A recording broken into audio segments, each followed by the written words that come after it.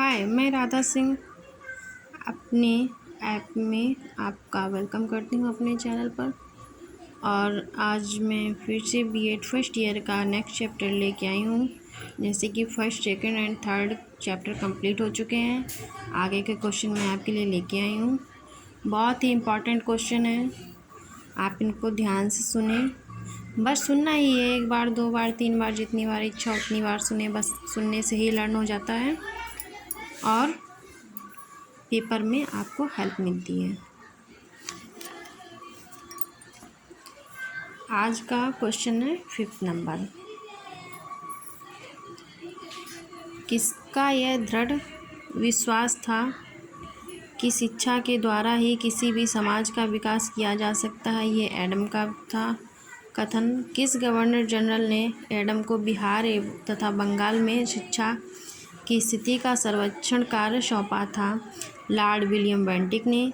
Adam की report में सच्चा वर्णन किया गया।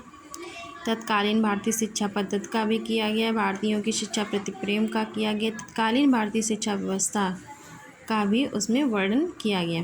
1835 से 1838 के बीच बंगाल में शिक्षा की स्थिति का सूक्ष्म अध्ययन करके एडम ने शिक्षा अपनी प्रथम रिपोर्ट प्रस्तुत की थी 1 जुलाई 1835 ईस्वी को। एडम की प्रथम रिपोर्ट के मापदंड थे: जनसंख्या के अनुसार संख्याओं की संख्या, शिक्षा का स्वरूप, शिक्षा संस्थाओं का उचित वितरण। एडम की प्रथम रिपोर्ट में बंगाल में कितने व्यक्तियों की एक पाठशाला का वर्णन किया गया था? 400 पाठशालाओं का वर्णन किया गया था। 1801 के सर्वेक्षण के अनुसार बंगाल तथा बिहार में कितने बालकों हेतु देशी पाठशाला का निर्माण किया गया था? 63 बालकों के लिए, बंगाल तथा बिहार के उनमें जो था। 1 जुलाई 1835 को प्रस्तुत एडम की प्रथम शिक्षा रिपोर्ट में शिक्षा का जो स्वरूप प्रस्तुत किया गया उसमें शामिल था: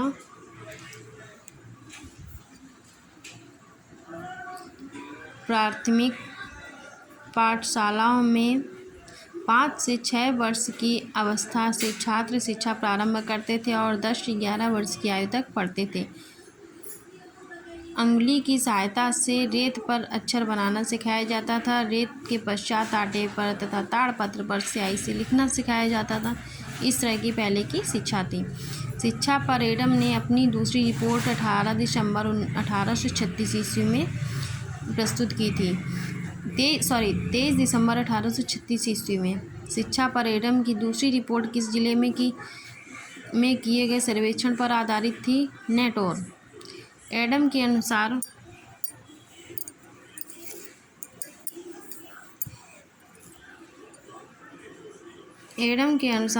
जन शिक्षा योजना पर किस प्रकार क्रमबद्ध किया जा सकता था?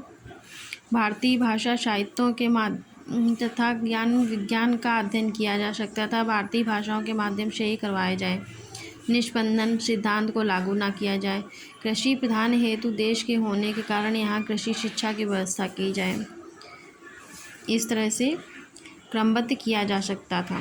सरकार की तरफ से स्कूलों को आर्थिक सहायता दिए जाने की सिफारिश किस प्राच्यवादी विचारक के द्वारा की गई थी? एडम के द्वारा। भारत में गद्य साहित्य का इतिहास प्रारंभ हुआ था अंग्रेजी की गद्य रचनाओं के अनुवाद से।